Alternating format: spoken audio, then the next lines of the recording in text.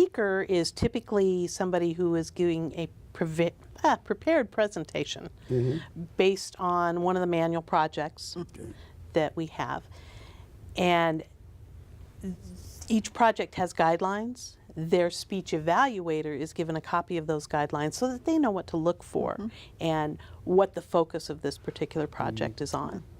And depending on the person and how long they've been in Toastmasters, to be perfectly frank, they may spend weeks preparing for this particular presentation. Those of us who have been around a while may walk into the meeting and say, what have you got open? They say, we need a speaker, and they will fill that role. And they may not have a topic until the Toastmaster tells them what it is. Or they have something they've been thinking about for a long time, and then they deliver. Absolutely. Wow. Yeah. So another part of the meeting then is table topics. We were talking a little bit about that earlier. So in your opinion, what is table topics like in your club? Table topics is one of the reasons I am still in Toastmasters. I am far more comfortable giving a presentation that I have had the opportunity to prepare for than to respond to something spontaneously. To wing it. Yes, yes. To get those butterflies to fly in formation. What Table Topics is a 1 to 2 minute presentation. So you need to be concise. And it too needs to have that same organization of a prepared speech. Ideally, it will have an introduction, a beginning where you introduce your topic, you'll talk about your topic, and then you'll wrap it up with a conclusion. One of my clubs is a storytelling club.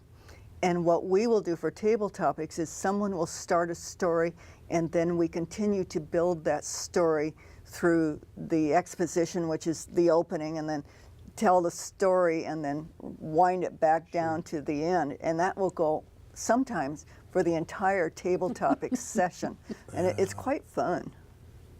Those are.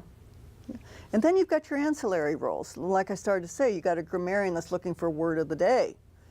You've got evaluators who evaluate evaluators.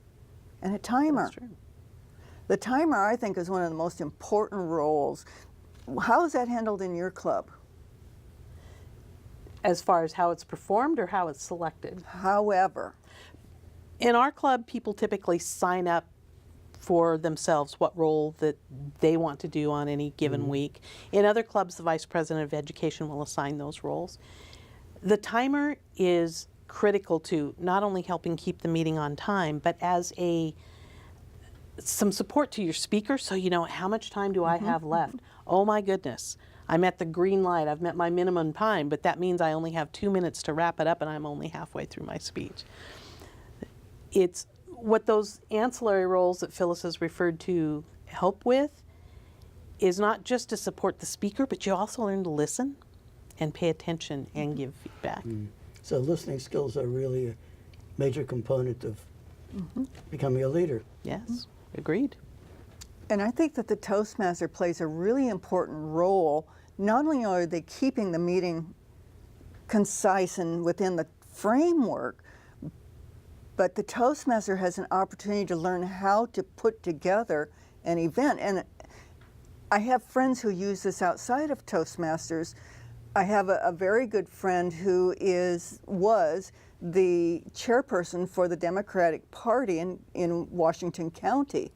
And she took a Toastmasters agenda to them, and she ran the meetings, and they got out of there on time, and they knew exactly what they were going to talk about. And they said, we have never seen a meeting run as well as you are. And she said, I owe it all to Toastmasters. And Lee, in your professional career, I imagine that you have used the listening skills that you gained through Toastmasters to help your clients and everything else that you're doing. Yes. So You have to, there's a term that I learned in counseling school, and it's called climate setting. It's a beautiful term from meteorology, weather, and you want to make the person comfortable that you're talking to, so that before you get to the content, you have to get to the comfort level. And that's a very important thing to keep in mind, even at a job interview. And as I said earlier, the table topics prepares you for the job interview. But by rotating the different, what you call ancillary or support roles to the speaker, then you give people a different chance to see the wider perspective of how things are run. And it's a meeting, but it's a meeting with a kind of informal structure. You want to make sure that the person is evaluated, and the evaluator is not there to pull down the speaker, but to, and it's important to emphasize, but to be constructive criticism. They usually have what they call a sandwich approach. You say one positive thing, you say one thing that needs improvement, and you finish up with one or two more positive things. So you give encouragement. You want to motivate, not decimate, Exactly. to give a kind of thing. And that's real important because It is. one of the whole purposes of Toastmaster is to guide you to get more confident in yourself. And a lot of us out in this crazy chaotic world of ours, eclipse notwithstanding, do feel underconfident a lot of the time. We have people who try to bombard us, overwhelm us, manipulate us, and we have to learn how to stand our ground without seeming nasty or get to their level of diabolical behavior, if I can call it that. Toastmasters is a safe place to try something new, and sometimes we even call it a safe place to fail, so that you aren't nervous about coming in and doing something to perfection. Perfection's overrated. We're striving for excellence. We're striving to do the best we can. And one of the greatest gifts I've gotten from Toastmasters is learning how to give and receive feedback. I think that's one of the most powerful aspects Yeah. of the program. So those of you who are not really geared to listening to criticism will learn how, what my late diplomatic mentor said, how to say the nastiest thing in the nicest way. That's right. That's what diplomacy is all about. But we're coming down a home stretch. Why don't we give a plug to the website for those of us who want to, out there, attend one or two Toastmaster meetings for free. It's free entertainment, really. Generally, it's during a lunch hour, but some clubs meet in the evening. And where do you find out what the club meets in your area? What's the website called? The Toastmasters International website is at www.toastmasters.org. And right there on the front page, there's a feature called Find a Club. You can search by geographic area. You can search by time of day, morning, noon, or night. There's a Toastmasters Okay. club that fits your schedule. And you might want to bring a friend with you if you're underconfident. At the end of the meeting, they often ask you, what did you think of the meeting and what specifically caught your attention? It's just to give them feedback so that they know what you observed and what made a relatively good impression on you or what scared the heck out of you. Yeah. They want to know. Every club seeks improvement. And Yes. sometimes a person who's coming in for the first time could give them something to think about that they never really did because they're too close to the woods to see the trees. They're coming in with that fresh perspective. So don't underrate your critique ability. It's really important in this day and age. So you talked about fresh perspectives. Is anything exciting happening this year that you can spend just a minute or two talking Oh, about? Phyllis, I'm so glad you asked.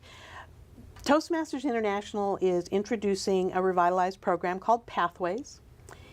It's something that I'm very excited about. We've had a very good and effective educational program in place for a long, long time.